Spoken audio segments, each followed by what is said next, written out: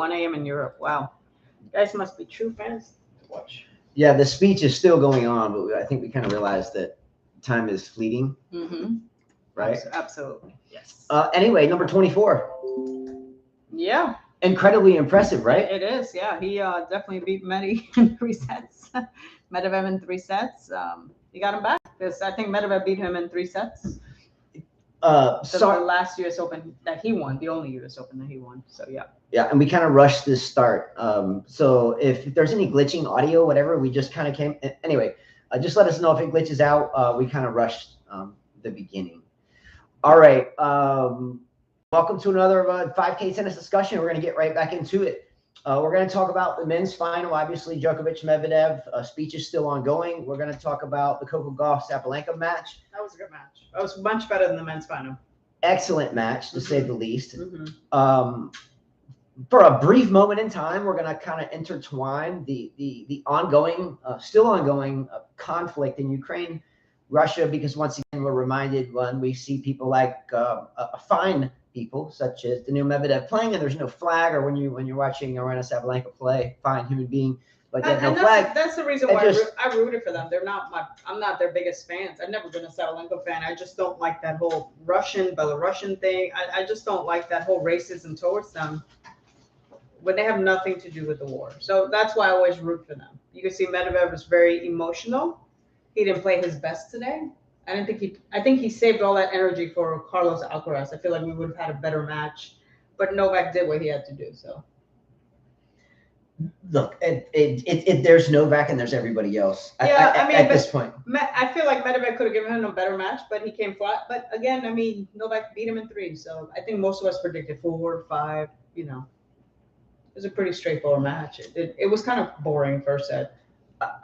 You were bored. You were walking around. Yeah, I was pacing. It was boring. I think I prophesied. I think the second set was a lot more exciting, but the first set was kind of boring. The best part of the match was that I think it was 5-5 in the second set, and there was like this epic point, like right around the deuce time frame of that game. That was like the best part of the match. So the deuce game at 5-5 in the second. I mean, Ninan, what do you think about Novak's impressive serve and volley play? It was smart. I mean, Medvedev was standing so far back. Why wouldn't you serve and volley? I thought it was smart. Like, why would you kill yourself, even though they were having 30-shot rallies? Like, why would you kill yourself if the guy's standing so far back? Interesting, because a couple Wimbledons ago, Medvedev couldn't play the net, so Djokovic dropped him. No, but I mean, what I'm saying, he flipped the script net, and came to the net. Yeah. He continues to change it up, right? Mm-hmm. Variety. All right. We are going to jump right into that match because the speech is still going. I wanted to start with this astounding fact. Okay. Novak Djokovic has made, for the 3rd time in his career, all 4 major finals in the same year. For the 3rd time. Understand that. He's a great player. I mean, look, I'm not a fan of his. I actually became a fan of him playing Carlos, and I like Carlos better, but I thought he played, to me, that was like one of the best matches. I actually enjoy, and I don't enjoy watching Medvedev play at all, but I think little Justin and I, we were watching it on the phone, and I enjoyed that match because I felt like Medvedev was playing like he never played before. He was actually volleying, he was drop shotting, he was being aggressive. Usually when you drop shot someone, it's like you kind of have to hit it just back, kind of push it back, and he was hitting the shot. I thought that was the best match I have ever seen him play. He didn't come out like that today. It is torture watching him. Today was torture for me. I almost said, can this shit just end so we can eat dinner? I'm like, come on. Let's end the torture. Exactly. Yeah, exactly. Okay, so we're gonna start real quickly with one little segment, and I have it called 10 quick questions. Okay, 10 quick questions. Mm-hmm. Okay, so I'm going to ask these 10 quick questions. Answer them in the chat if you wish. If not, they're for Carlo, but hopefully for all of you. So question number 1. These all have to do with the U.S. Open for the past 2 weeks. Question number 1. Are you ready? Okay, this is a good question. Okay, this has to do with Coco Gauff. Okay, all right. Question number 1. Coco Gauff. Choose one. A, B, C, D, or E. Coco Gauff. A, 1 and done. B, possibly 1 or 2 more majors. C, quite a few more majors. D, surpasses Osaka. And E, surpasses Serena. I'm going to go with surpasses Osaka. We did see Osaka there, watching her. Coco Gauff. Great for her. Great for her. Do we talk about her later on? Yes, we got a whole segment. We'll talk about her later on. But okay. I was happy with whoever won, Sabalenka or Coco Gauff. Yes, I'm American, but also I was thinking about Sabalenka, what she has gone through. So great win for her, but we'll talk about her later. Yeah, on. Mike agrees. Mike I think she'll win more than Osaka. Yeah, surpasses Osaka. Fair enough. Okay, we're gonna talk about all this and more. Yeah. Hey, Darius. What's up, Darius? Aren't you cooking dinner? There you go. All right, question number 2. Novak Djokovic. Choose one of the following. Novak Djokovic, A, the last major final. B, many more major finals. C, will reach 25 majors. Astounding 24 already. D, will get closer to 30 majors. Or E, Echo, will get injured next year and fades away. I don't think he'll get injured. I think Carlos Alcaraz has been the only one that's kind of proven that he can he would have a hard time beating. I think he'll win 25. Undoubtedly. I think they'll go with the 25 just to be safe. Undoubtedly, I give Alcaraz as much as a chance to get injured as that Djokovic would because of his energy output. But I think Novak can get his 25 at Wimbledon or at the Australian Open. So I'll go with that one. I'm going with closer to 30 there. Okay. We've had Jen. He does look older. He's 36. He does look like he's older than us, actually. I think that's the sun. The sun does affect you big time. All right, ready for the next one? Oh, shoot a monkey. I'll get that. Okay, here's the question. I'll read it and I'll grab that notebook. All right, Rafael Nadal. Choose one of the following. A, we've seen the last of him at the top. B, wins another Roland Garros and then retires. Wins another Roland Garros and retires. I'm going to go with that one. Okay. C, gets back into the top 10. No. D, has one or more matches, an epic match against Novak Djokovic. No. Or E, Echo, plays one or two more tournaments, remains injured, and ultimately retires. I'm going to go with hoping that he wins the French Open. I don't think that he can go against Novak. I think in order for him to win the French Open, he would need someone to do him the favor and beat Novak and then meet somebody else in the finals. So I'm going to go with that. Yeah. I just had a catastrophic note loss. All right. Kind of like Mardi Gras over here. Okay, let's go to the next question. I'm enjoying this. It's pretty fun. All right, so I even thought about the reserve side of my paper, so I'm going to throw this up here. Boom, boom. All right, you ready for the next question? In the context of Lord of the Rings, right? Think about Lord of the Rings, The Hobbit, The Shire. Who looks more like a genuine Hobbit? The actors themselves in The Hobbit or Medvedev's coach, Zverev? Do you have a picture of The Hobbit? Can you pull up a picture of Zverev and show us this hobbitish fine young man? He's a great coach, though. Fine human being, but he looks like a hobbit. I thought I was in the movie theater from like 1996 or 7 again. Remember? Mm-hmm. Anyway, he looks like a hobbit. Do you agree or disagree? He does look like a hobbit. Do you need me to put a picture of him? Do you all know who Zverev is? He looks like a hobbit, right? There you go. Boom. Check him out. The little hobbit. He's Sam. Sam Wisey. Sam. I can like picture him with his hairy ankles and feet with his big toe sticking out. Mm-hmm. Yeah, I can picture him like that. Okay, question number 5. Did Roger Federer or Rafael Nadal watch this match? Did either Rafa or Federer watch Djokovic so I play? don't think that Roger did. He has no reason to. He was passed, right? So I don't think Roger. I think maybe Nadal. Think he was watching? Yeah, I don't think Roger was though. Yeah. Okay, so there's no reason to. He already got passed by both of them. So why would he watch it? Why would he care at this point? I think he cares.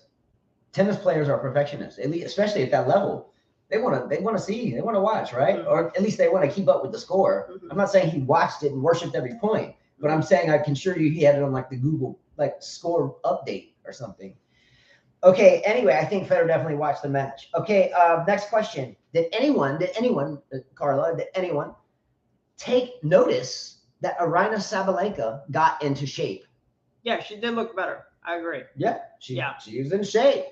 But I was shocked. Not that she was out of shape, but she was a little. What do you call it when you see a person and they're not out of shape, they're not fat, they're not plumpy, but they're like thin. They have just kind of saggy skin, but they're not fat. It's just, what do you call that? What do you call a girl with just not a lot of muscles, just kind of in there? She's tall, she's long, but she's just kind of gelatinous. I don't know. I didn't think she was that, but okay. Not that. See, it's hard. Maybe she wasn't as defined. But it's that's a good one. It's not like Ostapenko.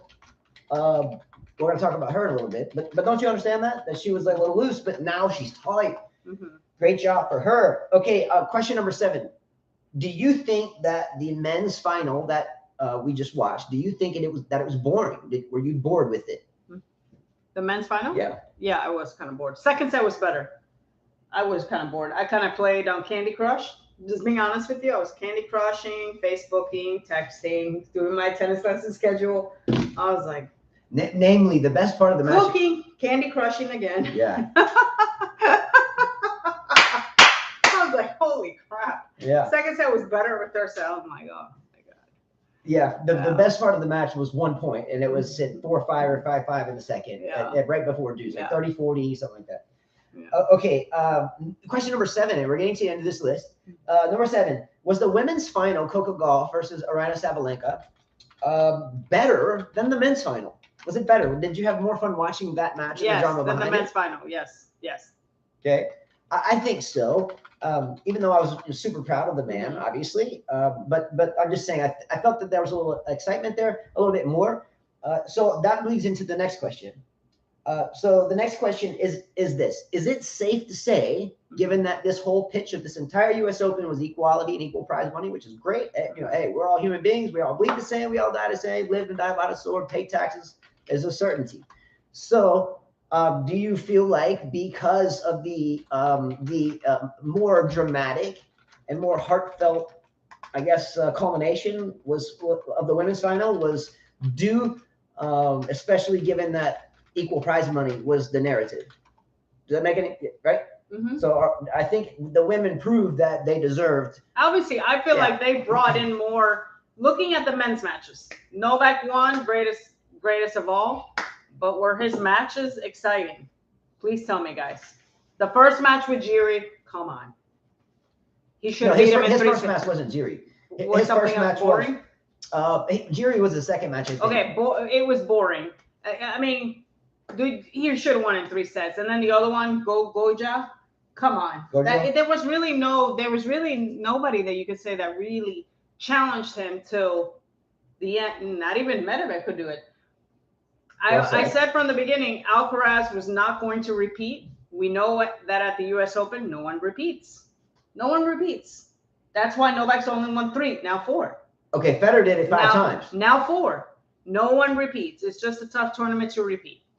I don't think Novak's going to repeat it next year, so it'll be somebody else. It's possible. I don't think so. I'll go with my thing that no one repeats. I do remember a point in time. Women's tournament was better. Absolutely. That's a long time ago. It's been a long, long time. I remember a point in time, namely about 4 or 5 years ago when we first started doing this, where Carla used to be adamant about the fact that Novak would never get his 17th major. Yeah, I know that, but we've talked about this all the time. But we know that the U.S. Open, come on, Justin, get real. But even you keep bringing up Federer. That's why you have a Federer tattoo. You keep bringing up Federer. That Federer was the last one to do it, and you say it proudly because you're a Federer fan. You say it proudly. Has there really been anyone that's repeated in a while? No, there hasn't been. It's a tough tournament to win because it's the last tournament. It's the last Grand Slam, the last one. It's always the toughest to win. I think it really comes down to fitness, fluidity. You're tired. Being humble, patient. It's not only that. You got the New York crowd. Look at all the stuff that happened. These guys screwing themselves on the thing. There's always a lot of interruptions. There's the crowd being rude. The umpires being stupid. We've had many, many things that have happened at New York. So it's just tough to repeat. That's just mine. Now, you mentioned rude, and you said the crowd being rude. But, last year it was Casper rude in the final. Did you think last year's final was better than this year's final? Do you think? Was it women's? No, the men's final, given that Rude was in it last year. So Rude was in the final last year, was he It's about the same. Right? It was about the same excitement It was about the same excitement level. And then who was the I didn't even remember Rude made it to the final until I looked it up. Yeah. It was about the same excitement. I think the Coco Gauff absolutely was the star of the tournament. She battled through her first match, was a tough match, 3-setter. She battled through almost every match, so she kicked Ostapenko's ass. But I think she was the star of the whole thing. I mean, she had to really fight every single match. I mean, the women's was a lot more exciting. I mean, I don't enjoy watching Keys, but I actually enjoy watching Keys and Sabalenka battle it this time. Okay, so I did a little research, as we generally do, but we looked up the draws of all players that made the final. So toughness of draws. So in no particular order, who had the tougher draw? So I'm going to start with, let's start with the men's match, as we're just about to go there anyway. So Novak Djokovic, first round to the final, had Muller, not Gallus Muller or Gilles Muller, the beast veteran. No, not him. Muller who? Yeah, who? Not the vintage Muller. Who? Not the crafty Muller, but Muller who? Haven't heard of you. Rose is red, violet, and blue. Djokovic got lucky when he played you. Okay, his second match, Zapata Marias, third match, Jiri. So he played Jiri in the third round. And every time, you notice every time like Novak rolls it like second, third round into a major, like he always faces off against Lajovic or Kekmanovic or Jiri. It's like, let's get rid of the Serbians. I feel the same way about the Americans, right? Every time you get like, the just retired Isner or Tiafo, they all type of group up in the same section and play one another. Anyway, okay, so got Gojo who next, and then Fritz. Okay, he challenged Fritz. Yeah, whatever. That was boring too. Ben That was Shelton. a boring match. Ben Shelton. Challenged Ben Shelton. I did like his. Never thought of that.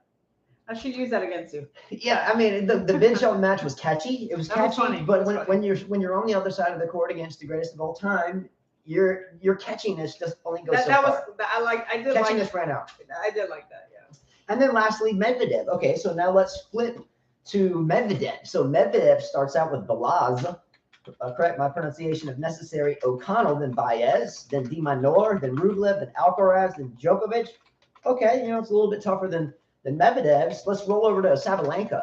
So Sabalenka starts out with Zanevska, then Barrage, Burrell, Kazatkina, Zhang, who's a pretty dynamite. That was a good one. She's a pretty dynamite player. That was a good match when they faced off, by the way. Madison Keys, and that was a good first set, and then we already reviewed that, and then Coco Gauff. Now let's finish with Coco Gauff. So Coco Gauff starts out with a feisty Siegemann, the German player. There was drama in that match, right? There was definitely drama. So there was bickering about the length of time between serves. There was frustration from the Gauff camp that I think our dogs jumped on the cat. That was the cat. But there was frustration from Coco Gauff to the players' box to Brad Gilbert, the coach. Ultimately, they went to a third set, and she took care of business. But that was a very intense match, and that was a first round, wasn't it? First round. Then she faced off against Andreeva. It's not the same Andreeva or the Andreevas I remember. She was 16-year-old. Yeah, so I wasn't too familiar with her. But okay, so Mertens next, crafty Mertens. And mind you, the 16-year-old girl, anytime you meet a player like that with nothing to lose, as long as they're not nervous and they swing freely, they can be dangerous only because you haven't seen film and you haven't played them before, and none of your friends have played them before either. That's why I thought Shelton could be dangerous a little bit to Djokovic. But oh well, Djokovic hung up on literally. Click, good night. Okay, after Mertens, Coco Gauff has Wozniacki. That was a good match. I enjoyed watching Wozniacki come back. I really was rooting for her. I thought what a great match for her. She played much better tennis than I feel than when I didn't like her before. I was like bored of her. That girl wants to. I'm like, but I actually became a fan of hers coming back. The worst part about Wozniacki's great run for just coming back. Fourth round, absolutely. A couple of children. Great. The only negative of that whole run was her outfit. Her outfit was hideous. It looks like she was trying to ride the Tour de France with the. She was trying to make a statement. I wanted Muhova to win, but Muhova just doesn't have the cojones to win. She played like shit. Muhova may not have the cojones, but Ostapenko has the Twinkies. She's so fat. I'm giving her credit, but she's so fat. So after Coco Gauff takes on Wozniacki, then she has to roll over with the dough girl, the Pillsbury dough girl, and roll up against Ostapenko. Oh, here she comes. She's fat. Yeah. I'm gonna go back to your comment, Michael Walker. I actually disagree with you. Okay, we're gonna Mike's comments coming next. The last two. So Ostapenko, then it gets Muhova. We just said that, and finishes with Sabalenka. We know she had a tough match. She deserves it. Oh, Kent Williams, what's up, bro? She's the MVP. She's the MVP of the tournament. So Michael Walker says Ben Shelton's celebrations from the University of Florida, and it's done by old athletes from the school. What Novak did after the match was disrespectful and mocking. I don't think he was being disrespectful. First of all, I thought that it was so stupid for people to think that Ben Shelton's celebration was disrespectful. I don't think that's disrespectful. Tiafoe, when he wins, he shows his biceps, goes like this. Wawrinka goes like this. Djokovic goes like this. How many players have we seen celebrate stuff? Medvedev threw himself as a fish when he beat Novak in 3 sets and made him cry. So when I think what Djokovic is trying to show Ben Shelton is, I'm the man, I'm the GOAT. Good night. I didn't think it was disrespectful. I thought good for him. He's trying to show the young, like Star Wars. You teach your young. What is it called, Pat? What? There's a word that they apprentice or something. You're trying to show them, hey, I'm the man. Your right? prodigy. Yeah. Or the next. Don't jump in too soon. You gotta work. Look, I think sometimes the thing that's like an oxymoron for me is that we say that we don't want to let certain things wrap into the game or whatever it may be, right? But I tell you what, you can go 3 million different ways and not really find a genuine answer for this, right? What are we talking about? We're talking about him. He's saying that he mocked him. I don't think. Oh yeah. So okay, brain fart. So if you watch like NFL football, which I'm a huge fan, right? Like I'm a 49ers fan. Carlos a Giants fan. Mike Walker's in New York. I'm guessing Giants, Jets. I'm fairly certain Giants there. B-Dog out there. He's a Patriots fan. And his son plays football. But when you see a running back or a wide receiver or a corner that picks the ball off, scores a touchdown, pick six, bam. They're spiking the ball, they're celebrating, and we don't like pick up the phone. Yeah, the basketball players they go like this. This freaking ball goes celebrating. They go like this. Come on. Now, correct me if I'm wrong. Choke. Correct me if I'm wrong. In the world of team sports, especially those with swag. Yeah. Swag. Like what's up type of swag, right? So when we meet students, by the way, that have been playing a little while and they're just so robotic and so like zombie-ish, we try to develop swag. Like, come on, man, let's go. Come on, be confident, right? Let's figure this out. So what I feel like when people celebrate is there's swag, there's confidence. So it's like, what's up? There's life to you. There's nothing wrong with that. I mean, the football players, they dance. They're like this. Yeah, like what's up? They even practice that shit. I don't see anything wrong with anybody celebrating. No. I didn't mind that Ben Shelton did it to Tiafoe. Tiafoe should have done a better job in beating him. That's his fault. Tiafoe does it to players all the time. Yeah. So you can't dish it. I mean, come on. Yeah. Look, celebration is for me a way to show life, right? Just like why do tennis players say, "Come on," it's just a way to show life, I guess, in a way, or maybe to be a sign of intimidation or so forth. But we don't say anything about it. At the NFL level, we don't say anything about it. Basketball level, track runners do it too. And then do you notice that the ones that get trashed for doing so are the ones either that A, someone doesn't like, or B, there's some geopolitical revenge that is against them. It's usually the person that celebrates that someone doesn't like that gets called out for celebrating. It's not if Roger Federer was out there doing jumping jacks. Do you remember Medvedev when he beat Tsitsipas? He was like, yeah. And then Tsitsipas did something. I mean, it's part of it. You smack talk. When fighters get in the ring, before they get in the ring, they're like doing stuff. It's part of it. Yeah. I mean, didn't Muhammad Ali talk a lot of shit? Well, like a butterfly thing, like a bee. No, before that, he talked a lot of shit. Remember we were watching George Foreman? He talked so much shit. That's part of being an athlete. If you're confident, you will do it. And you can take it too at the same time. Yeah. I mean, so what? That's right. Absolutely. Yeah. Absolutely. And what else is it sells tickets? So can anyone out there, and the first person to call me an idiot will be Mike Walker, but can any of you honestly look in the mirror and say there's not one part of the tennis business in which some matches aren't fixed, not of outcome, but matches that are made to be a little bit longer for ads to shoot in between? You look at the Super Bowl. The Super Bowl ads go for what, like $10 million for 10 minutes?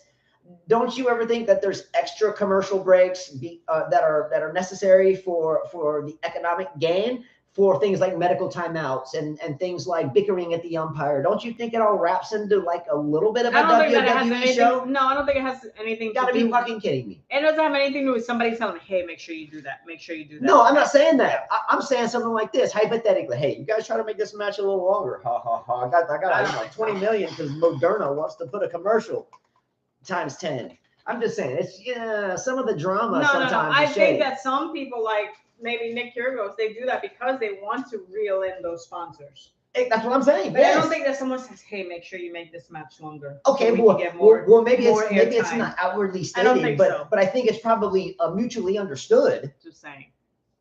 I mean, there's no such thing as negative publicity. Why do you think Kyrgios jacks off with water bottles on the sideline? Kyrgios is done.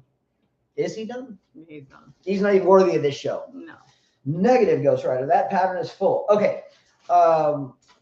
This has to do with Rafael Nadal, my next thought. And I've thought about this quite a bit. Do you know I think this match right here, this Djokovic-Medvedev match, was the most important match ever for Novak Djokovic? You want to hear my conspiracy here? Okay. Okay, here we go. Hear me out. Novak Djokovic is one ahead of Rafael Nadal, who may... He's 2 now. Now, but before it started. Okay. I started writing this like 3 days ago. Mm-hmm. Okay. Novak Djokovic was, prior to just now, was in the lead by 1 in terms of the greatest of all time. We've talked about, where Djokovic had like 17, 18 majors, and Federer was still in the lead, and Nadal was still lagging behind when we started doing this. And we talked about this ad nauseum then. Okay.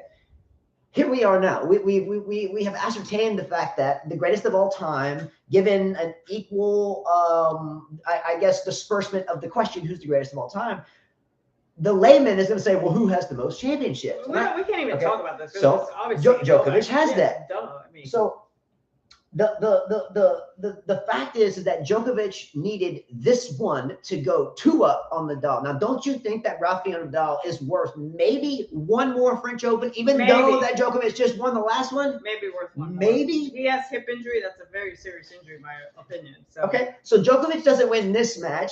Could be. I'm sure Djokovic would lose a little bit of sleep over it, and Nadal comes to the French and warms up with the Australian and wins the French. Now they're tied again. Oh shit! Here we go.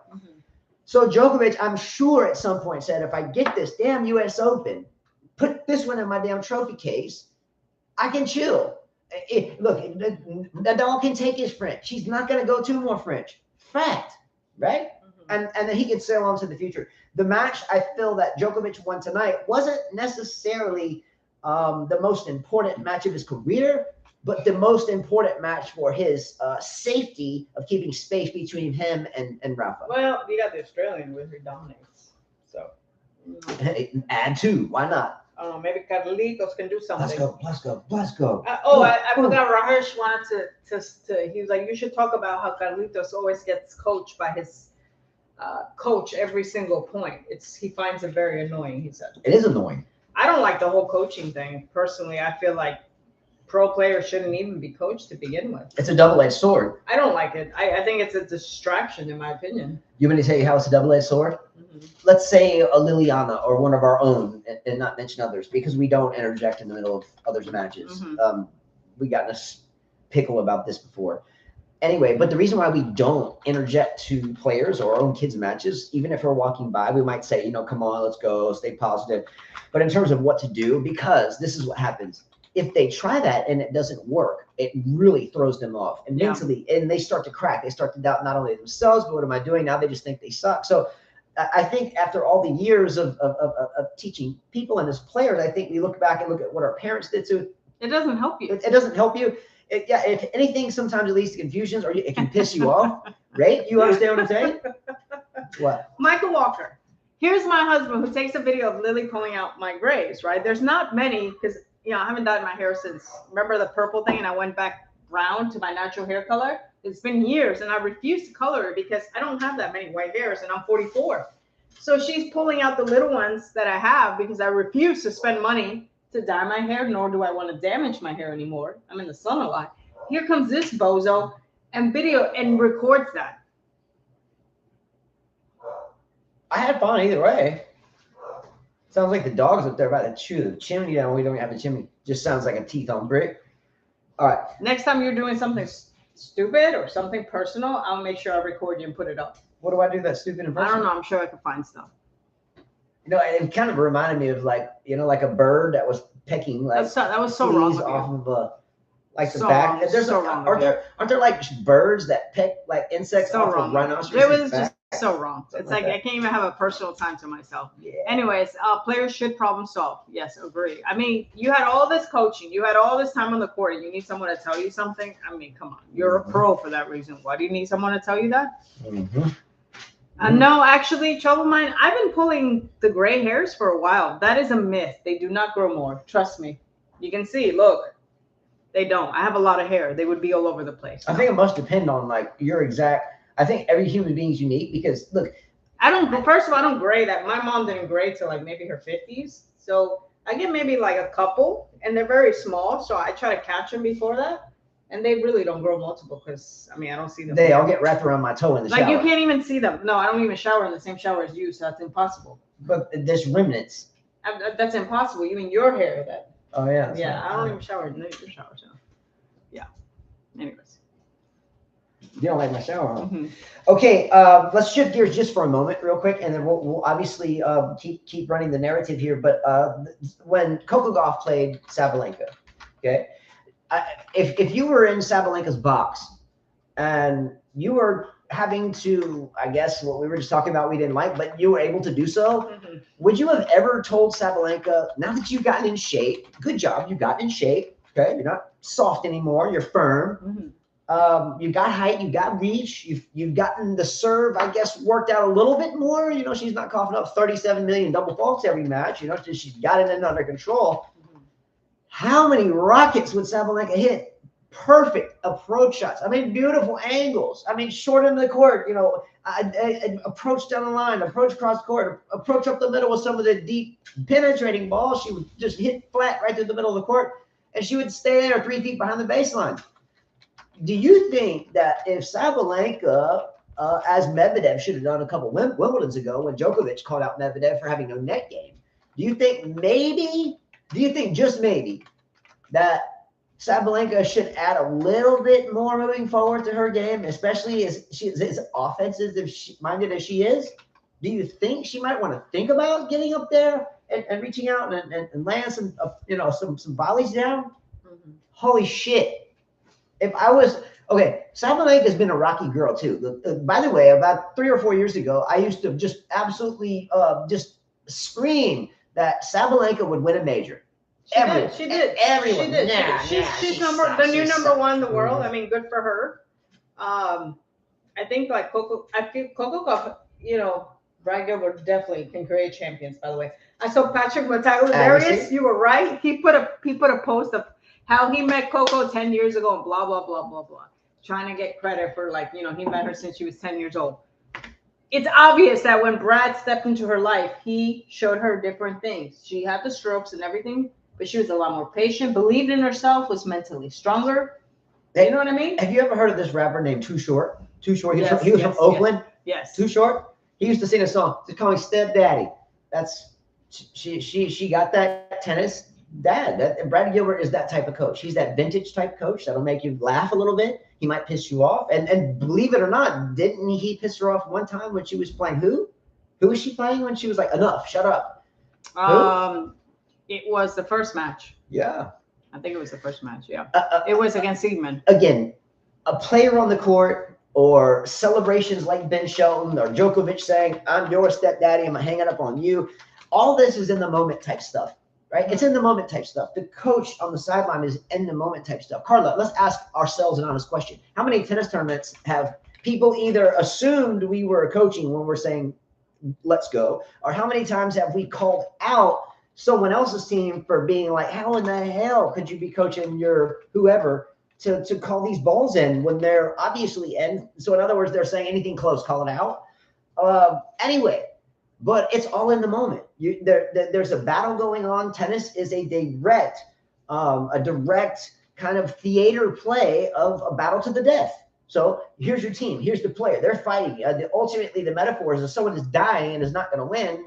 Back in the day, duel, swords fight, whatever. The loser's dead. So that's the narrative. So of course there's going to be shit that occurs, but at the end of the day, we shake hands at the net. And I feel like the whole tournament, there was some drama, but I feel like everybody shook hands at the net. I love the fact that Coco and Sabalenka hugged each other. Yeah, no doubt. You know? But what happened in the locker room afterwards? Sabalenka. Okay, I really hate. First, let's go back to Coco. I really hate that someone videoed that because I think B-Dog, and B-Dog, I'm going to call you out. He sent me a video and he said, look at this brat. You know, it's Sabalenka, puts her bag down, puts a trophy down, takes out the racket, smashes it, and then throws out the racket. Now, right? can you explain to everyone what you're talking about? After the loss, After she Sabalenka goes into the lost locker room with her plate. I guess there's a video, and that's what you always should be careful what you do when there's cameras. Yep. She puts her bag down, she puts her trophy down, she takes out a racket, and then she smashes it and throws it in the garbage. Yep. I've never done that in my life, but I can understand why she did it. And I told B-Dog, wait a minute. I said, you've never complained when your guy smashes a million rackets and shatters them and could hit someone in the eye. We've seen that happen. I said, you never say anything, but you have a problem with this. Mm-hmm. I can totally understand where she's coming from because Jonathan smashed a trophy when he got second place. Yeah. She had her chance. She's upset. She's emotional. She was upset. She was crying. She was very emotional. And then he says, well, she looked like she was maybe used drugs. You can't say that. She's emotional. She's been through a lot this year with disrespect from Ukrainian players that won't shake her hand because she's from Belarus. Which is horrendous. Which is ridiculous. I mean, she's been through a lot. You know, a lot of people were against her because she's from Belarus. And then to just someone post this video, I thought, you're a rat, you're a snitch, you're a bitch for even posting this. I would have never posted. That's a personal moment. I mean, there's so many personal moments. Some of us would be embarrassed what we do in our personal, you know, maybe we're having a meltdown. Mm-hmm. We would be embarrassed if we go back and look at the video. Yeah. So honestly, to me, I didn't think anything of it. I thought she was upset. I don't like anyone smashing rackets. I hate it. I'm against. I don't like it. I've never done it. But I totally understand where she was coming from. Okay, so two things to add in. So I totally agree with you. Two things to add into that. So Carla just mentioned that this happened. So in other words, the incident that occurred was Sabalenka lost to Coco Gauff in the final. She was pissed off. She left and thought the cameras were off of her. She gets the plate, you know, the second place trophy, sets it on top of her racket bag. She didn't destroy the trophy, and she pulled the racket out of her bag. And she smashed the racket and then, you know, chunked the racket, whatever. Okay, but the fact is there's someone always watching. You know, Tupac used to say, all eyes on me. You just came in second place and you equal prize money. All eyes are on you. You got millions of dollars in your pocket now on top of, and all eyes are on you, right? So I got pissed about it at first. I'm like, damn, really? But then I thought what Carla said, our oldest son, who's 21 years old, who is now at the United States Air Force Academy in Colorado Springs, fine young man, an Excelsior officer, wonderful human being, super smart, 32 ACT, whatever. Fine young man. But, and my dad, he might be out there, if not now, he'll watch it later. But Jonathan, our oldest, was at a tournament. No need to mention names, but he was in a final. And there was a very tight final, and he lost that final. So, you know, it was one of those long days. That kid's a member of that club now. Yeah, and we know the young man, and now he's an older man. He's a fine young man. But Jonathan got the second place trophy. Now, I had ruptured my patellar tendon, didn't I? Yeah. So about 3 or 4 days prior to this, I was playing Carla. And no, this was months later. Oh, okay. So I was still like, I couldn't walk yet. You couldn't go. So yeah, so I ruptured my patellar tendon, so I wasn't there. If I would have been there, it would have been a nightmare for him. So he lost that match, and he gets a second place trophy. And I guess they're approaching the car after the match, and he gets his trophy. And I think he throws it away. Is that right? He smashes it. No, he and smashes throws it away. Yeah. So the following day, I find out about this. I tell my dad about this, who my dad was my coach as a kid, as well as many other coaches that we had, Norm and Brad and Dave Howell and all these people from Virginia to California. But he was the cornerstone of those, right? So he was there.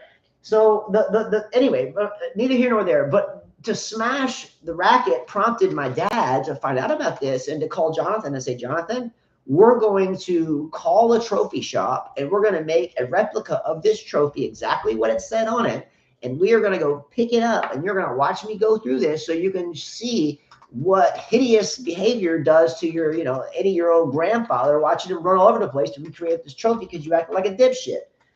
Anyway, now, after that, Carla mentioned, someone was a snitch or a bitch. Who was a snitch or a bitch? You just said someone was a snitch or a bitch or something. Whoever put the video up.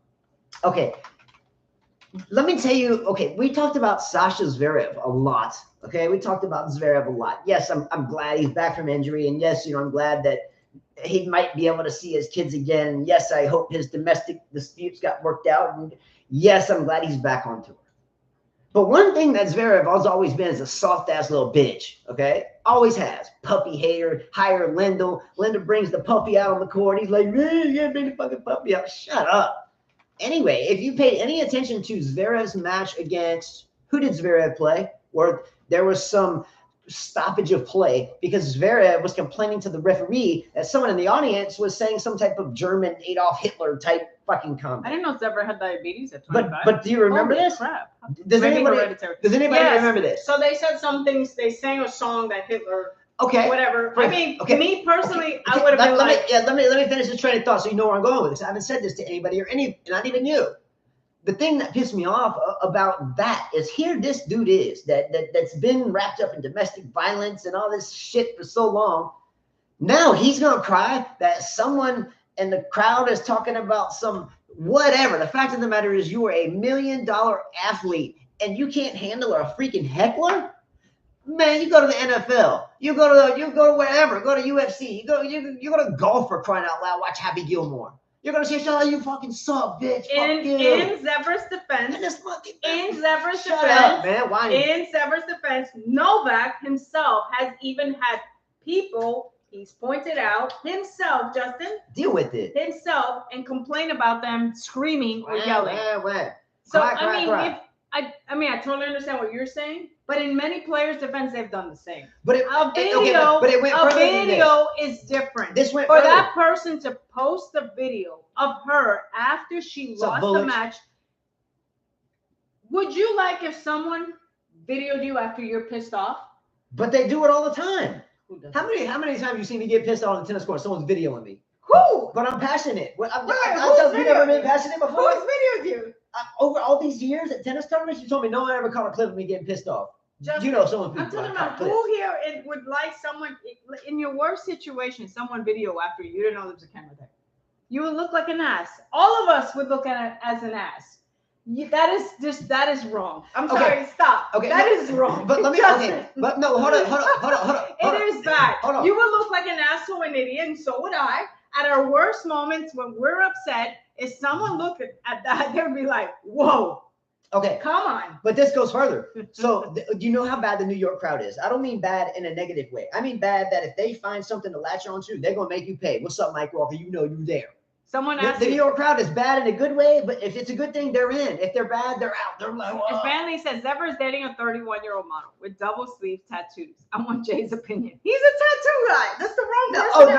By the way, he's the wrong person to ask. Yeah, this is look at his tattoos. Look, this is a great question. So I've tried for so long to get Carla to get a tattoo, and in the past 5 or 10 years, I get it. I've asked you this for like 15 years, but for the past 5 or 10 years, there's a higher a frequency of seeing ladies with quite a few tattoos. So did you notice Vondrousova's tattoos? I didn't really feel like I think they were kind of all over the place, but I heard something out of Carla's mouth for the first time the other day, and I don't even think you remember. Because I love my cat. Yes. I love him so much. Yes. So Carla refuses to get a tattoo. I for some reason have a fondness for them.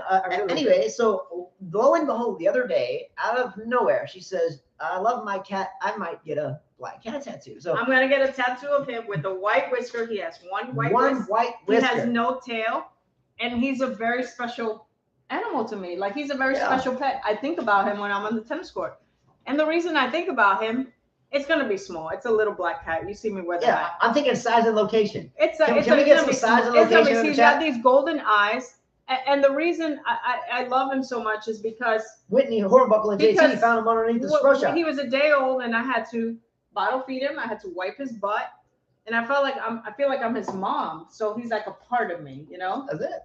Yeah. Yeah, but I'm thinking size. I don't like tattoos. Bentley, I don't like tattoos. The whole arm thing, I thought. But size and location. But it's gonna be a location where no one can see it, only me. Well, that's no good. It's supposed to be. When you see a lady with a tattoo, it's supposed to get your mind like, damn. No, it's my own. She's got any more tattoos? No, it's my own person. you see me all the time, so you don't need to be like, damn, I wonder if she has any more tattoos. Guys no out there. other Guys guy, out there. no other guy needs to think about that because I don't care what any other guy thinks about that. So, anyways, I'm gonna get it where no one can see it, and it's just my own special thing. Thank you. What type of confident dude doesn't want to walk down the street with a bomb at like? No. Yeah, First of all, I'm no bomb. I'm like in my mid-40s. That tattoo is for me because I love the cat, and it doesn't have to be somewhere where anybody needs to see it. They don't need to be thinking about that. Just saying. Anyways. Bling bling. Every time you come around my city, bling bling. Yeah, Zverev girl's weird to me. No shade, but I'm not messing with tattoos. Yeah, you know, it was kind of odd with her tattoos all over the arm. The first thought in my head was like, damn, what is she gonna look like when she's in her 40s and 50s when your body starts to wrinkle? You know. There's pros and cons to that. It might be disfigured in terms of if you got Picasso, but Alex said Justin's tattoos look like he leaned on neighbor's freshly painted. Love, bro. Let's go. Well, they actually have a meaning. Here's the tennis racket. I got symbols, yeah. Here's 5K. That's the 5 kids, the racket. Okay, so look, the JD here, JD2. That's my youngest son of 5. These are all the kids. So JD2, Pocahontas. That's her nickname, Pocahontas. You never put a girl's name on your body because it's the kiss of death. You put a name, you're done. So I put P, her nickname. L is Liliana. C is Christopher. The oldest one was Jonathan. And then 5K. Anyway. You have Analia. That's your niece. My niece, yeah. Chicken because you're chicken legs. Yeah. Tennis. Yeah. Daughters and kids. He has Federer. Be kind. Be kind. Be kind. Don't forget to be kind. Be kind. Now, Vondrusheva, those tattoos, I swear I could have just she got an ink pen. I could have just drawn her. Yeah. That was awful. Ink pen on this. Anyways. Okay. Anyway. Going back to Coco. Let's go back to Coco. Like I said, I didn't care who won the tournament. Either one, I would have been happy. But for Coco winning the U.S. Open, first of all, it was important for her own self. You know, she's been a pro since she was 15. She's gotten close, went to a French Open final. She's had many coaches and never been able to win one. She got brass. She won one. Of course, her parents got her there. For her winning at the U.S. Open is important because she's American. 2, she's a minority. When Serena won the U.S. Open at that age, Serena was a bit younger though. 19. 19. Same I age. thought she was 18. Oh. 19. There's pictures of Tracy Austin, Serena, and somebody else who won at 19. I forgot. Chris Evert. It brought a lot of minorities to the sport. Here's the speech I'm going to say that Novak said, which I respected him more tonight. And I put it on Facebook. Oh, Serena was 17? Okay, thank you, Darius. He said, tennis is an expensive sport. My parents had to struggle to help me realize my dream. He said something like, I'm not quoting exactly. I was 7 years old and all I can think about was winning Wimbledon. It made it happen. You know, it gives you a chance. Like same with Coco, right? She didn't come from a ritzy family, silver spoon family. You watch her dad coaching her at public courts, which I know where they are because I live close to them.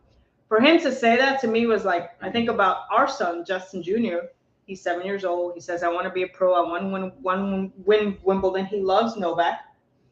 And it makes you think, if you work hard, you can definitely make it. Hey, little man, little JPD. He loves it. He's going to be a beast. He loves it. He loves Novak. He was like rooting for him. We're not the parents that we're not rich. We're not the parents that haven't seen players and didn't grow up in the game. And then there's a dime a dozen. There's players everywhere. And he says that, and I believe him. He's and when Novak said that, he's got all the shots. One-handed backhand, two-handed slice up there. He's good. He's 7. Yeah, he's 7 years old. So when Novak said that, it kind of it's something that we have in common. You kind of made me think of a little Justin. Barring injury is the key. Absolutely. And then Coco winning the slam to me was like, now this is what America needs. We need more tennis players because most people want to do team sports. And with them seeing a black girl winning the U.S. Open, realizing her dream at 19 years old, having to work hard. And I love her speech. Thank you to all those that doubted me. I'm here because of you, Let's go. It was great. I felt like this is what we needed to see. I mean, It was great tennis for all around, for men's American tennis, for women's American tennis, and for people that don't come from silver spoons to accomplish their dreams just like Novak. So can I clarify one thing just for a moment, because it kind of irks me sometimes, because my father and I have been in the same debate. Okay, so you said, and let me finish this train of thought, but you said that tennis, quote unquote, is an expensive sport. Okay. Now, I've been in debates, whether it's PTR seminars, USPTA, whether it's just with my dad, whatever, and we have discussed this, and this is for decades, okay? it is expensive when it comes to the coaching aspect of it. Okay. Now, and these days it's becoming increasingly tough to find a public court with a net or without a bunch of cracks or that's well kept and so forth. But when I was a kid, dad, mom out there, shout out to my mom, by the way. She's in the hospital with a compression fracture in her back at 75 years old. She'll be in, I think, a rehab center for a couple of weeks. So shout out, mom. She'll watch this at some point. But it's increasingly difficult to find a playable surface, but when I was a child, there was never a time, whether we were on a military base or whether we were in Virginia Beach or California or anywhere in between, where if it was late when we got home or late when we got in from travels, there was some way tennis was concocted wherever we were. Ups and downs, grip change drills, no tennis court, no ball, forehand, backhand, neutral, continental, slice, drop shot, top spin lob. There was always something we could work on. The expensive part is when you start getting into the coaching. You know, coaching, I feel like we're probably just us are very minor compared to, in terms of costs, where you see some of the people in Florida, Boca Raton, out west, New York, you know, $120, $130 an hour. It gets expensive when you get to that. If you have a parent that is passionate about the game and has some type of knowledge about the game, then you can share that game.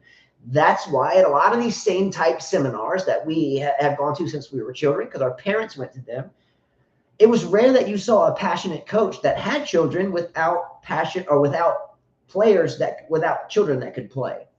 So for our, I guess growing up as juniors, that was something I heard a lot. Well, this coach has kids, but so in other words, it got down to the fact where I guess the hypothesis was if a passionate, quote unquote, they come across as passionate, they're so passionate, but they have a bunch of kids and none of them play. And then you look at their players and none of them really do too exceptionally well. And then you look at the one that's passionate about it, that doesn't have all this nice stuff and slick back hair, and all of a sudden they got, you know, champions in the work. And do you understand what I'm saying about that? If you're truly passionate about something, you're willing to give everything you have to share that passion with somebody else. Or are you truly passionate? Are you? Okay. There is no way on God's green earth I would ever not go a day without talking or doing some type of tennis with my kids, and absolutely not one day where I would not do something tennis related with the kids. And the same thing was done for me, and the same thing was done for you. And I think the both of us had our teeth kind of metaphorically gnashed out to get us to do it. Can you tell me your whole upbringing was pleasant, going about your practices daily on the tennis court? No. It wasn't fun, was it? No. Now, if you look back on that, aren't you very proud that you went through that? Absolutely. Damn right. So like Tupac said, I was born without a silver spoon. But what I'm saying to you, I think I watched cartoons in a broken down TV in my living room. Great. Whoever would have won Coco, Sabalenka, because I'm sure they both come from, you know, they weren't silver spoons. You know what I mean? So for Coco was a plus for American tennis. Absolutely, for the USTA. And for Novak or Medvedev, whoever would have won, same thing, you know? But just Novak saying his speech, you know, he dreamt about it since he was 7. Yeah. They struggle. Tennis is very expensive. We know tennis rackets are ridiculous now in price. Now, you can play tennis with anything, though. But you can't, but to have a chance to play tournaments. So not to learn the game. If we put our son in a tournament, at 10 and under, which is not a big draw, it's $42, $45. Then you with nothing to get back except a little piece of hardware. Then you have your. We charge the same amount. You have your tennis rackets. Food trucks, everything else. You have your tennis rackets. He has parents that can teach him right now. Okay, but imagine all the lessons you have to pay. Tennis balls. That's where it gets expensive. A can of tennis balls now is almost $5-6. $4, maybe some places more. Think about the tennis shoes he goes through. You know, how many pairs little kids go through. The tennis clothes that they go through when they play a tournament, the gas that you have to spend, the time that you have to take. So tennis is a very expensive sport. Depending. It is expensive, Justin. It's fact. And not only that, for instance, for a kid to have a chance, and I've noticed there's so many academies now, for them to get those scholarships, most parents are paying the academy so they have a chance to get a scholarship at a college because that's what they promised them. Yeah, that's the ultimate payoff. So it is expensive. Yeah, and there was just something we were watching just the other night. It was on HBO about a football team, something called BCU or BSU, where this gentleman wasn't breaking the rules necessarily, but he was recruiting people that didn't make it in high school to come play a year or two with him, and then ultimately they would get a D1 scholarship, right? Remember that? And there was no law against it, so he was just kind of hustling for his own good, and then ultimately didn't get that payout. So I think a lot of these programs are very good, but ultimately that's what makes it very expensive. These full-time, year-round, in-house. But if you're just trying to learn to play the game to stay fit and have fun for the rest of your life, that's not expensive. That's not expensive. To be a pro, it's very expensive. At the top of the game, yes. But to learn it recreationally and have fun for the rest of your life, absolutely not. No, I'm talking about if you have a dream like our son does. I mean, you know that we're going to have to invest, but there's always, if you see something special in your kid, then you might as well do it. So yeah, I mean, exactly. I see something special, so I know I will do it. So no matter what it takes. Well, I mean, when it comes to your own kids, like I can be making something up. I can be driving down the street with all the kids in the car, and I can see something that catches my eye, and I'll share with them why that caught my eye and what it meant to me as a person, and what may be interesting about that. Give me some history about that. What are some facts about that thing? I try to bring them to like a museum and to say, hey, watch this match. Or maybe there's a tennis player my dad made me watch before my time, and maybe I never saw him in person, and maybe Don Budge or Fred Perry or Joe Louis the boxer. Maybe I should share at least history that I know so they can see and deepen their knowledge of the life or the earth in which we live. So if you're passionate, you're going to share. Jose P said, what are you guys seeing in JPD2 that you didn't see in the other sons when they were little? The other ones, the desire to want to play all the time. He practices every single day. Hey, Justin. He bothers us. Come here, you don't get it. Like, he's been out there for hours. Ask Darius. Darius is a member of our club. He'll ask everyone and anyone to play. He wants to train. He dreams about it. This is little Justin. All right, and don't let him fool you. He's not shy. He goes out and plays, and people watch him, and he's totally fine, and is just balling out there. So, Justin, let me ask. Let's ask him a question. By the way, does anyone have a question that you want to ask him? Because I'll ask him a million, but no one cares what I think. Okay. Okay, I'll start with the first one. Justin, you played a tournament not long ago, and it was a very good tournament. And you played one of your really good friends in the final, and his name was Miller. And he's a fine young man. We're very lucky to have him as a partner for you moving forward. Why do you think that, or what do you think led to you losing that match? And what have you done since then to try to rectify that loss? In other words, what have you done to try to correct? Why don't you sit up in case that happens again? Okay. What do you got, buddy? He does have better hair than him. Yeah. What you got, buddy? You're not gonna say anything? Okay, we'll simplify this for him a bit. All right, Justin. He's like Osaka, can't talk. Justin, if you were playing a match, it was match point. All right, it was match point. Everyone was watching, and there was a short ball that landed right in the middle of the court, and all you had to do was put it away for a winner. Would you rather A, hit a forehand, B, hit a backhand, C, hit a forehand or backhand volley, or D, hit an overhead? Overhead. Okay. Great job there, buddy. You gotta make him nervous. All right. But the school is number one for us. What's the difference between, thank you, baby. What's the difference between him and the other kids? Well, Jonathan learned tennis at the age of 14. Christopher was about 11. Lily doesn't love it. She plays it. She's having fun now. Gabby wants to be a doctor. She's very good at tennis, but Justin dreams about it all the time, and he'll play with anyone and everyone, and he won't stop. It could be all day. Here, I'll role play something. Jonathan, the oldest one, 21. Jonathan, let's go play tennis. Hiding. Hey, Christopher, let's go play tennis. Even though okay. He could kick my butt. Yeah. The next one, Liliana, let's play tennis.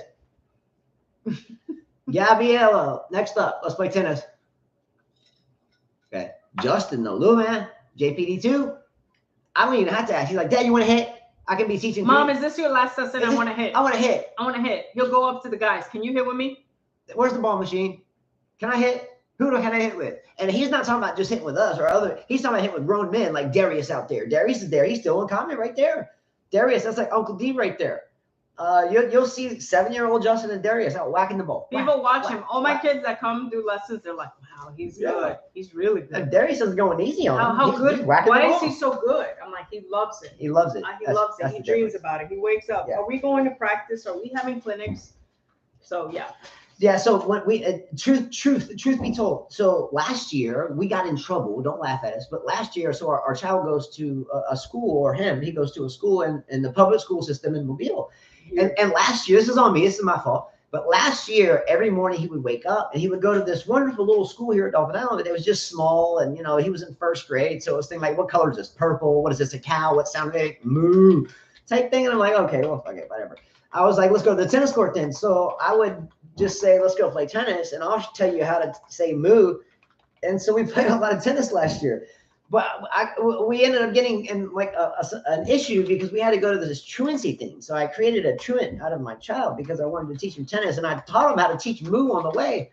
He got a whole lot smarter on the way. And then there, and a whole lot better. But we still got in trouble for that. But yes, to this very day, he's like, can I go serve? Or can I go hit? What time is your lesson done? I want to go play. At home, he's shadowing. When we come home at night, we leave here at 4:35 in the morning. We get home at 10 at night. He's still coming inside doing this, shadowing his strokes. Tell me I'm wrong. He's walking up the hallway, shadowing his one-handed backhand, shadowing his forehand, shadowing his slice, shadowing his serve. Didn't ask him. He just does it. What shampoo and conditioner does he use for his hair? Suave. That's what he uses. Rico. Education is number one. For me, I wish that I would have gone to college and I would have taken my full scholarship, but then I probably would have met you or whatever. My life wouldn't be the same. But I think school is number one because you never know what can happen. Oh, so that so we tell him that all the time. If you can beat people at a D1 level, kill them, then you're ready for pro. Yeah. And that's what I tell them all the time. If not, get your education. Correct. Unless you got silver spoon rich parents, and then which you don't. You get a trust fund, and you're right. Which you don't have. We don't have that luxury. Okay. Next subject. Okay, so with Coco, there were so many questions asked. Was Coco one and done? I don't think she's gonna be a one-hit wonder. Why? Because I think she's been working since she was a young girl. We've heard about her. It's not like she just came out of the blue moon, won a slam, and come and go like Raducanu. We really didn't hear about her. She won one. It was a surprise to us. Andrescu, we heard about her a little bit, but she got injured.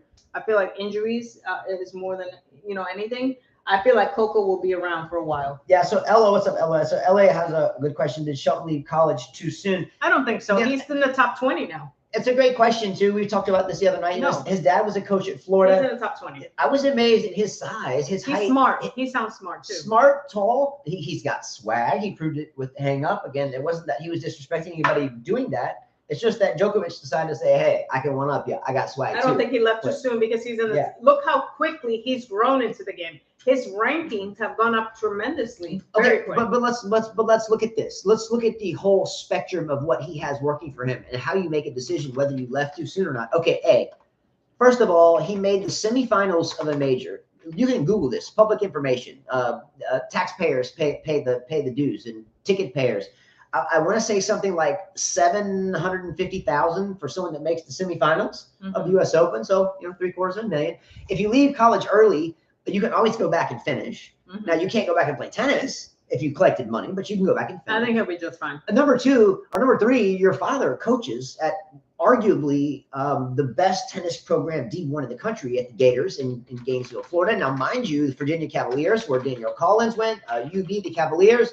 Another very fine association. What about a lot of other colleges? Radcliffe. What about? Oh, by the way, what about Rolando Vargas and Troy? What's up, Rolando? Justin's dream to play for that same. He wants to play for Florida Gators. That's the same college that our son wants to play for. Yeah. So the 7-year-old, you see a lot of kids running around talking about Alabama football and Auburn football. Great, it's part of being Alabamian, but Justin somehow got wrapped up into his head that he wants to go to Florida. I think because Djokovic plays with the alligator.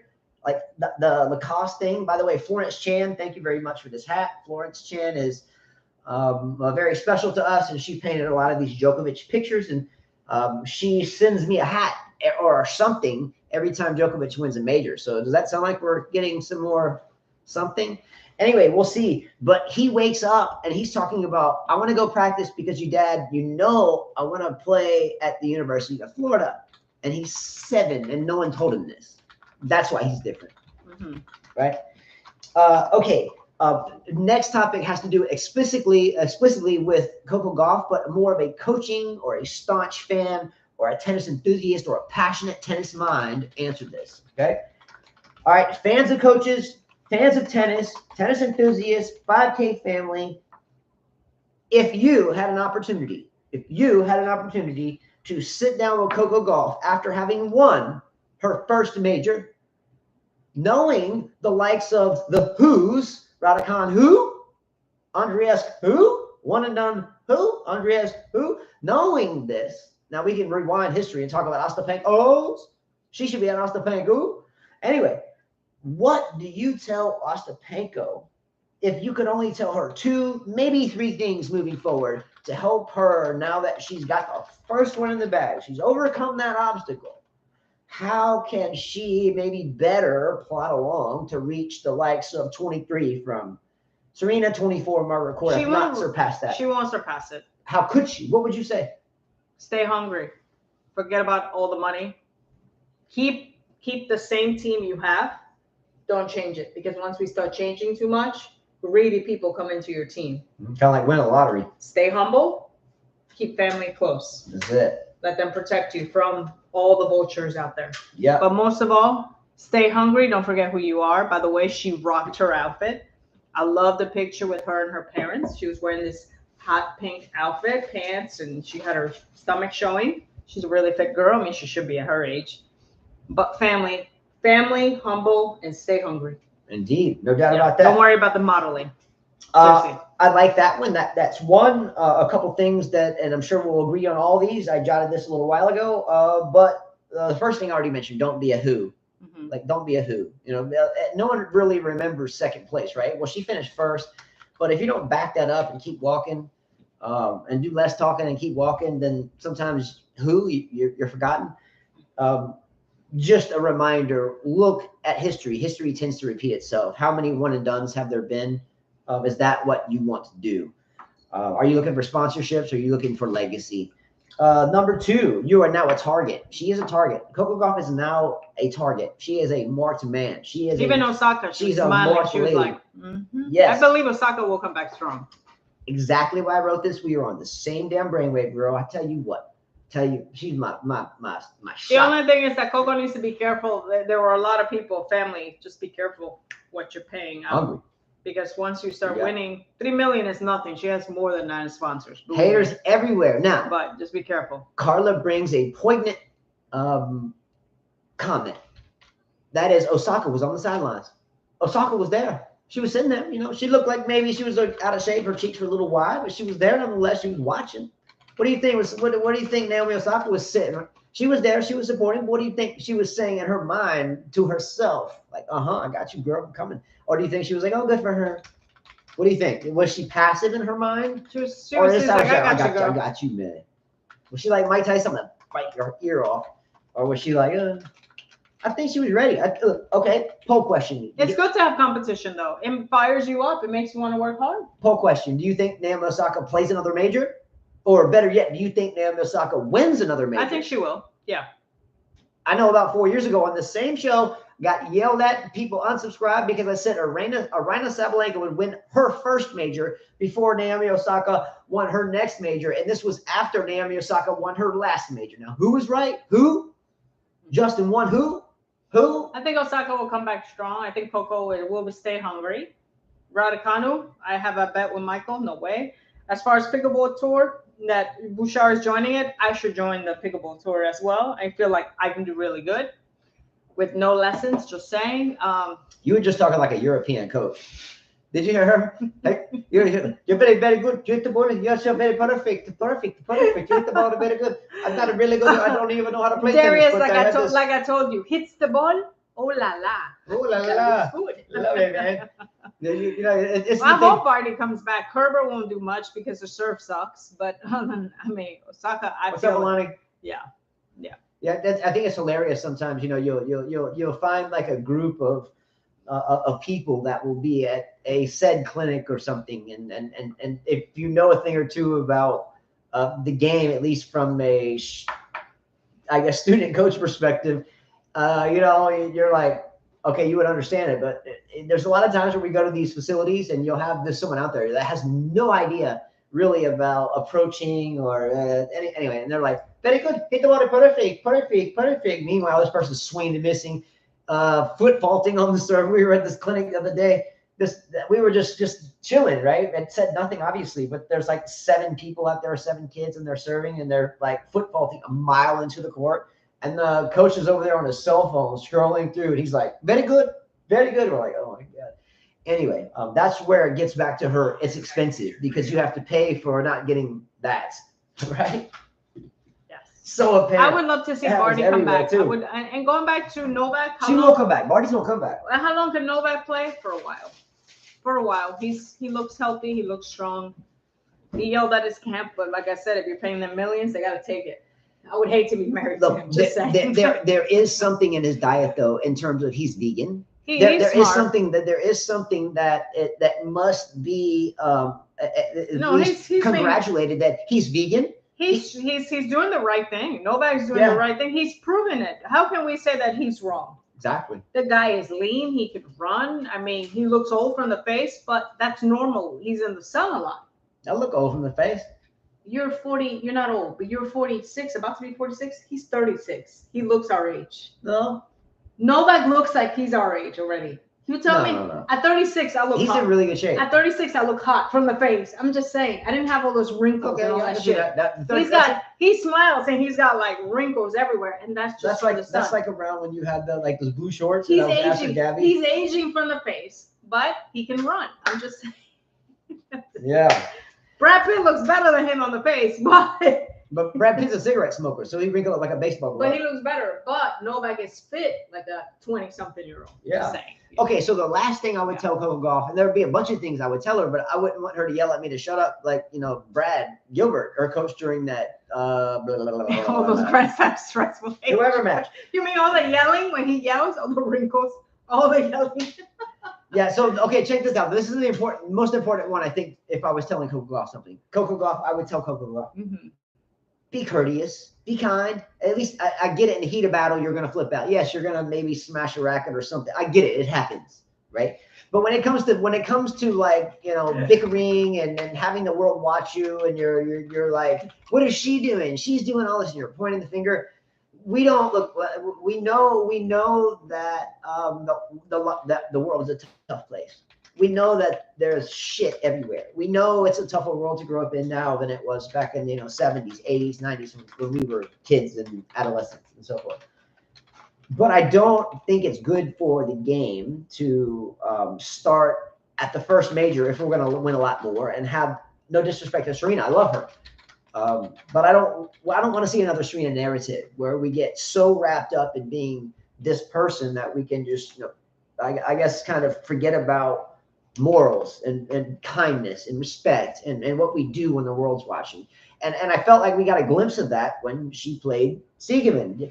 Siegemund was never outside the rules. No, I'm not taking up for her. She was taking a while. I would be frustrated too, but I played the same way. Carla, do I not? Mm-hmm. I bounce my balls. I have my routine. It's never excessive, but it's the same thing. And know that will not waver. Period. And anyway, just hopefully she wins many more. That was very fun to watch. It was better than the men's. I loved it. It was very Coco good. Coco represents fitness, a fresh, just a fresh face. Yeah. I love it. I love it. I think I became a bigger. I wasn't such a fan, but I became a bigger fan. I love the whole thing. She got down on her knees, prayed. Family is important to her. I think that's very important. Family should be very important. And what's up, Gene? I just love that she believed in herself. Yeah, Her speech was great. Like the Lamar Ball's dad would say, stay in your lane in a way. And I don't mean that in a showy way, but just stay in your lane and just keep it within boundaries. And if someone wants to take a little too long, they're not breaking the rules, just let them do it. Just have at it. And for Zverev out there, next time someone sings some crazy, buffoon song in the bleachers, instead of snitching him out to the judge and getting the whole crowd hating him. I mean, could you imagine the world we live? It wouldn't be hard to imagine, rather, that person that he snitched on left the parking lot and got jumped by 27 people in the parking lot. And that's the world we live in. No one's gonna, people get killed pretty quick these days, right? So be careful, man. You're a global, icon for some, whatever. For me, you're soft, but be careful who you snitch on in public and get all these, 60,000, 20,000, however many fans, hating on you too, because shit gets real. when the mob gets worked up, especially when that mob's had some drinks. So slow your roll, stay in your lanes.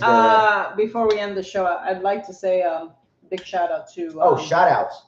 It's what time are we on the show? 1:13:55. I'll write it down. Yeah. To Julie Conry. 14. Congratulations, Julie Conry. You know, is in her 50s. Works really hard. I train her like she's a junior, and her team, Leanne Jones, who's another member of our club. USTA. They won their mixed doubles. Oh, they won it. They won it. Damn. They are going to sectional. So you must have just got that because when we came on, they were still I already playing. knew that. No. Oh, you kept it from me. Yeah. So they won their Surprise. state championships for mixed doubles. She had really, really great match. She played with someone that my dad played with, Norman. Norman's a great dude. She did excellent. I got a few messages from some people telling me that, wow, Julie has improved. But credit to her, because you can tell a student a million things, but if they don't do it, then, you know, it's on them, and she listened. Yeah, and Julie is a tough girl too, and so Julie, by the way, she within the past 18 months, okay, January a year ago, she came to Karlov a very rusty, I would say, you know, and just kind of seemed very much beginnerish, right? And then as time progressed, it seems like every week she comes out and plays. She works hard. Not only does not only does she do lessons, she plays with other people. She plays with guys. She gets on the ball machine, and she works on the strokes that we work on. Yeah. So I'm proud of her because she worked hard. The most impressive thing when you have a lady, and she works in 100 degrees plus. Two things. Yes, that's one of them. This summer has been incredibly brutal. Like 115, 119 heat index. Not even exaggerating. A lot. Like for a month and a half, something like that. She would come out in the hottest slots because our slots were really booked besides those, and she took them. She took the 1 o'clock. And she brought the work. I think we worked on the hottest summer. It was like 1:15. The hottest summer, out there. And then furthermore, how you can really get a good idea of where she has really taken everything in stride is when she's at the net. So we did the king and queen thing, and you know, Julie, you know, most people that have the look of Julie, you know, everybody wants to, you know, I want to, you know, get this lady hurt or something. But Julie now is at the point where if people see her at the net, they know if they hit it towards her, they better damn well do it hard because she'll make you pay. So whereas people used to attack her, right? They used to attack her and she missed. Now she's confidently on the net and dares them to attack her, and if they do, she ends the point. And I think that's a big. Congratulations to her because she's worked really hard. She's worked hard. Yeah, she's not scared at the net. Congrats to Leanne Jones because she's the captain of the team. So being a captain is never easy. So she obviously did what she had to do, place the players in the right place. So good for her. Captain goes down with a ship. Absolutely. Goes down with a ship. If you say you suck. If you win, you're a genius. So it's interesting about captaining anything. The captain goes down with a ship, or the captain, you know, prevails with the ship. Absolutely. It's kind of like a quarterback, right? Yeah. You lose, you suck. You win, hey. Then next year, you're only as good as your last year, right? Okay. Okay. By the way, the last couple, I have a couple of shout outs too to end this. By the way, to all of you, we've done this now for 5-6 years, and it started because we were standing in our kitchen cooking, and we were like, we're talking tennis. Let's just hit record, and here we are. Fast forward it. You mentioned the heat. It's been an incredibly hot summer, and for me, these are a handful of people that I've been on the court with during that time, where most people canceled. Right? Not most, but a lot. Blakely Prime, Julie that you just mentioned, Sophie Caldwell, Joshua Dean, Bob Martin, 70 plus years young, out 120, never quitting, ever. Johannes from Germany comes out there. First met him rusty. We play once, sometimes twice a week. Guy is on fire, and he is very, very, very much in shape, and very much better shape than a lot of the junior players that are just starting to develop. Okay, Johannes, what's up, bro? Bought me a jersey from the German soccer or football team in Germany and brought it back. Thank you, bro. Danielle Fairclough. Okay, Danielle Fairclough has been out there in the baking heat. And her husband, Raymond. Okay, Cindy, the physical therapist. No, she's a fitness trainer. Fitness trainer, whatever. Okay. I had to throw in here the two Katies. Katie trained with Miller, and I had to throw in Kristen. Kristen. Yeah, Kristen Coates. I couldn't read my writing. Don't forget the young lady. Carly Maltese, who just Yeah. had a baby. Yeah, She and- brought out her baby, had a fan, and she did her Yeah, thing. and don't forget the young lady. We've only seen her twice, and then it rained last weekend. Aubrey, Aubrey's out there killing it. Rosie, Sarah, and so many more. But it has been 120-degree summer between the hours of say 1 o'clock p.m. to 7 o'clock p.m. And JT's boys. And JT, Charlie, And James. and James, like just grinding it out during the heat and not saying nothing about it, handling it. Mhm. Right. And That's then you ask yourself why some people get better quicker than others. Did you play during the heat? Or Mhm. Is Nadal done? We shall see, Alex M. We shall see. all right. Anyway, thanks as always to all of you. If not for you, we don't do this. Otherwise, what's the point? We'll still be in the kitchen. She'll be telling me I'm old with no butt and to clean up, and my bathroom's a To mess. clean up? You don't clean up. I do. The bathroom is a mess. Anyways. Yeah. Good night, guys. Oh, I'm gonna ask this question. We're gonna part. We won't talk about it now because I'm sure you guys gotta go. Are any of you interested in the end of the year tennis from post U.S. Open through the end? Are you really studying the ATP I don't think finals? Novak's going to waste his energy and his body into that. Are I think you he's real- going to train for the Australians. Are you really studying the WTA finals? Now, by the way, at the end of the year, we've had this Asian swing until recently. You know this whole thing with Shuai Peng, the Chinese young lady player, that she spoke out against sexual harassment to some political figure, and then all of a sudden she disappeared. And then since then, the WTA has not played in the Asian swing because of that. Please, someone let me know. Has anyone heard anything about Shuai Peng, the Chinese player that spoke out against a senior political politician, whatever, and disappeared from the game? And I think that's why, or has a large part why the WTA has disappeared from the Asian swing. Okay, where you at, Shuai Peng? All right. Oh, I gotta finish this. I have to. No. Oh, sorry, I gotta finish this. Okay, this Okay, this that's is fine. short. I can respect that. Okay, so if you haven't followed this, and this is quick, very fast. So this book my father wrote, and he's 85 years young, and he was a tennis coach, a flight surgeon in the military, family doctor, and retired into private practice. And my mother, who is, again, shout out to my mom, she is in the hospital currently with a compression fracture in her back. She's learning how to. She's learning how to walk again, How to and, walk and yep. And so all these were one-page philosophies about life. So one page was just one philosophy. So it's not like a book you have to finish. You just like read this and you got the point. Okay. So I'm gonna pick two random ones, and each one is short. So sorry. And then each one of these two are written for my sister, and my sister passed away about a year ago now, or something like that, of breast cancer. Almost 2 years now. Was a fine tennis player and only 4 years older than me, so life is precious. Okay, so this one was written for my sister on 4 October 1982. All right, you ready? Yes, go ahead. Go ahead. Didn't pick it up. Go, don't worry, go. All right, so the first one is the green grass grows all around lizards. The green grass grows all around lizards. Okay, the green grass grows all around lizards are very good little lizards. Early this morning in the rock garden, 2 of these lizards were pulling weeds. They said, "If I find a lizard who claims she is totally objective, what should I do?" The other lizard replies, "Look out." Okay, in other words, people are always biased. Hey, you can tell me whatever you want. I'm totally chill. Yeah, right. Wait till you walk your ass down the street and tell the friend what kind of shithead you are. Never pass up an opportunity to keep your mouth shut. And damn sure don't believe everything you read, anything you hear, or half of what you see these days. You feel me? Oh, hey, Carla. I'm so open-minded. I see you're wearing this thing. And I understand that only certain people wear this thing. But I'm open-minded. Tell me, do you fit in with these people? Yeah, you do. Okay, nice to meet you. Go around the corner. Yo, this bitch. Hating. Okay, next one. All right, last one, and we're out. Are you ready for this one? Okay. Mhm. Philosophy is real. Okay, this is the last one. This one is iron, like NaCl is Fe. I think Fe is the periodic table for iron. If someone can tell me what the periodic table for iron is in comments, I'll send you a set of Y-Tech strings. Fe iron or Fe nickel? Anyway. Okay, iron and steel lizards. Iron and steel lizards are very good little lizards. As a matter of fact, they can be especially dear little lizards, assuming, that is, they've been properly tempered.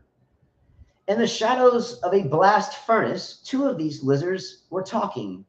They said, quote, "What I like to hear are experts. A week isn't concrete anymore unless I can listen to at least one expert. An expert, after all, is someone who can speak with absolute authority. And certainly in these unsettled times, the world needs them experts. You sound Who can speak? You sound very southern. Who can speak? You sound southern. who can speak with absolute authority. Now, how about yourself, by the way? You've studied, you've traveled, you've written, you've lectured. Can you brighten my week along the lines that I've just mentioned? Tell me something you can say with absolute authority." Other lizard rolls over and says, quote, "Very well. No matter what the circumstance, I rarely know exactly what I am talking about, and I can say that with absolute authority." We're all dumb human beings. As soon as you figure that out, the better you are. Peace. Adios.